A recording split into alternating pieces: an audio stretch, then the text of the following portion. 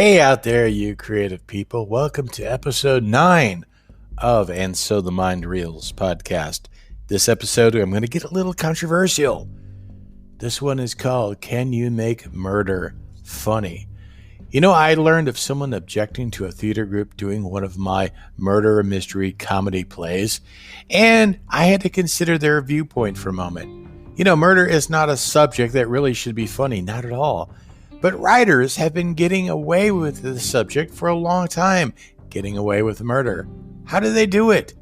How can you spin such a topic as death in such a way that an audience will not be depressed by it, but instead laugh and have fun? Is that even possible? Well, it must be. I do it. So let's lift the hood on this topic and take a look inside.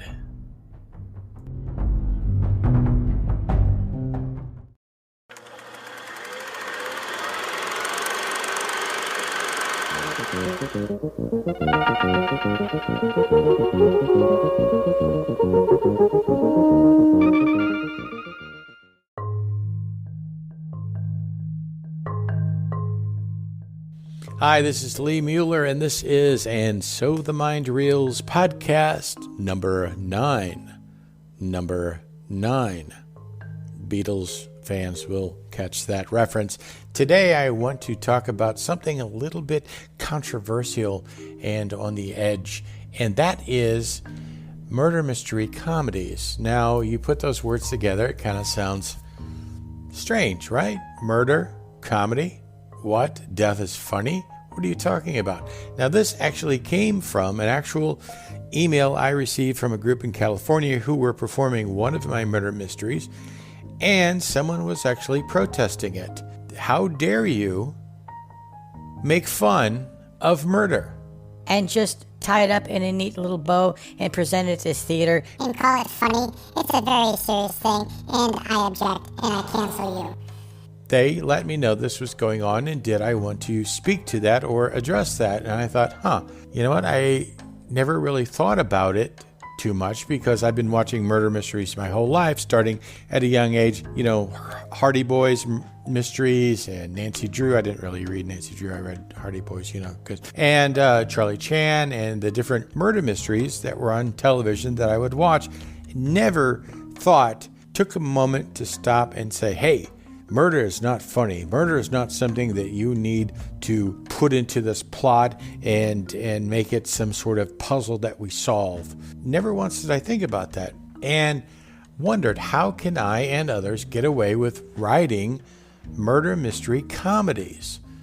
I mean, we're writing about someone being murdered, and yet the whole thing is steeped in the compound of comedy, the whole genre of comedy, and people actually laugh during it.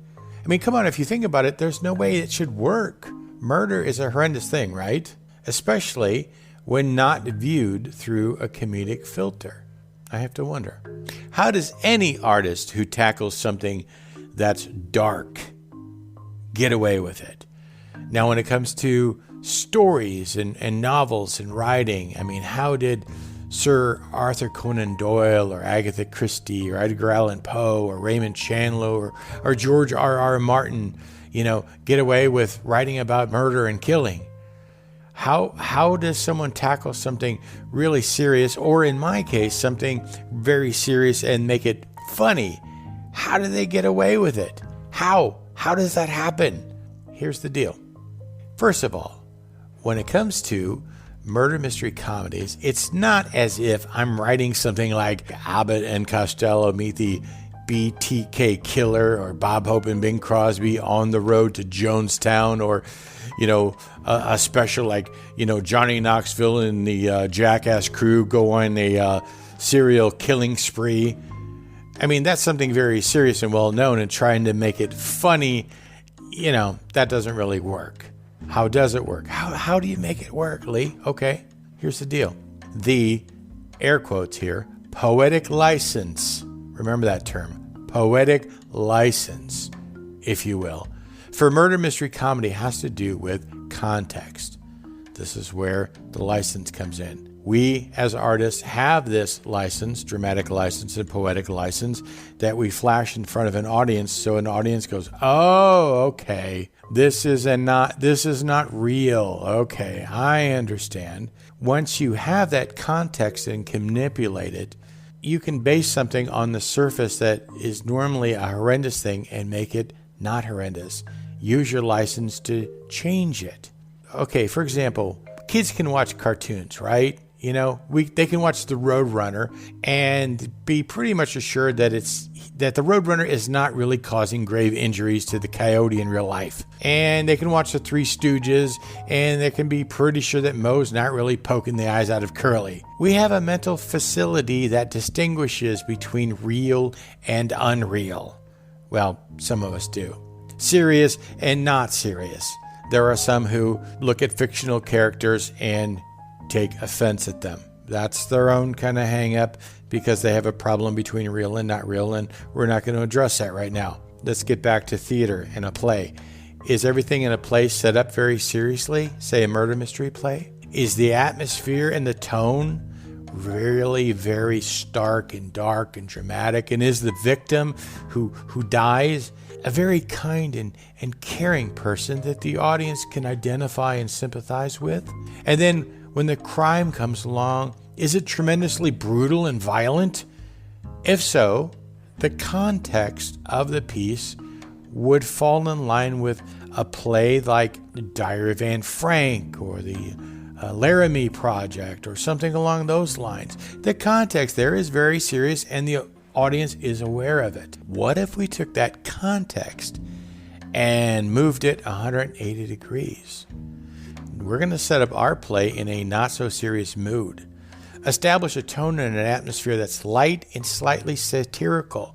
Create a victim that no one has room to identify or spend one iota of sympathy upon. A character that's perhaps, really pompous and shallow, or better yet, not very realistic and people don't really like, so that when the horrendous act occurs, it's not so bad. It has all the impact of, Aunt Helen belching at the dinner table. You're not shocked by it, but instead you want to laugh. Speaking of food and dinner table, I heard a quote attributed to Alfred Hitchcock. Now, I don't know the exact quote, so I'll paraphrase.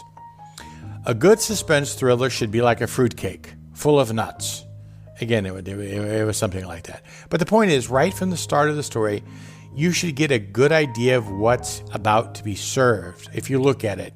If the ingredients that are the characters are not richly and developed in like some thick layer cake, but no, they're a bit nutty and there's little bits of fruit thrown in, then you know what you're getting. And once your brain registers this concept, hey, this ain't angel food cake, the serious factor moves out, hopefully, and the context changes to not serious. And then when your context moves away from not taking it serious, then this leaves room for humor to come in. Knock, knock, who's there? Humor, come on in. The bottom line is, if the characters in the story are removed from reality, not reality-based whatsoever, you cannot identify with anything in there as being real, and everything that you see and you hear is written and is presented as being over the top, in a humorous fashion, the tongue-in-cheek. It's hard to react to that material in a somber, serious manner. You can, but it's hard.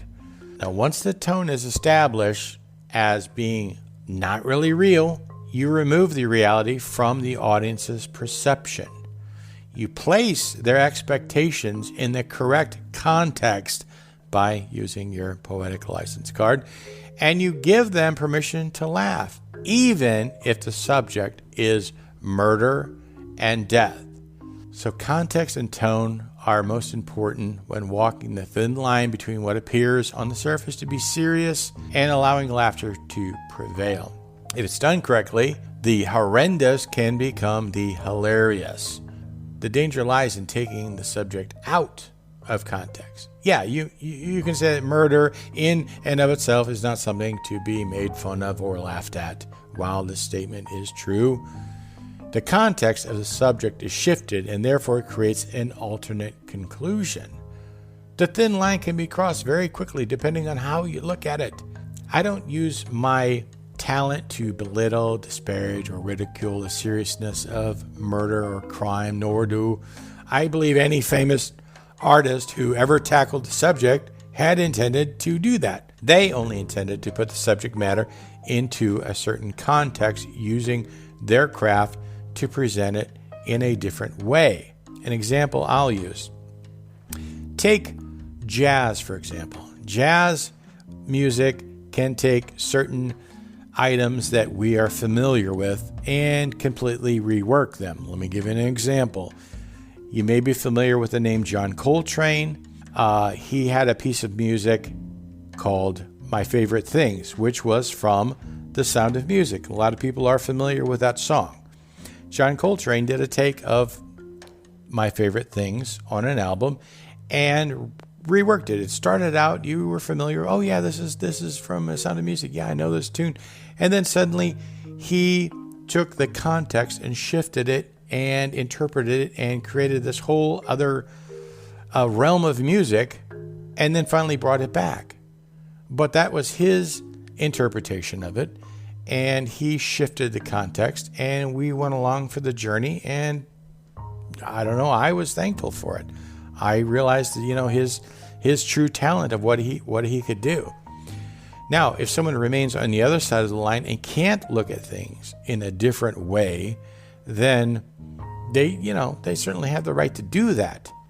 But the point of many things, such as artistry and interpretation and variations and alternative views, can be lost and will remain unseen in that narrow field of view. And the mind reels.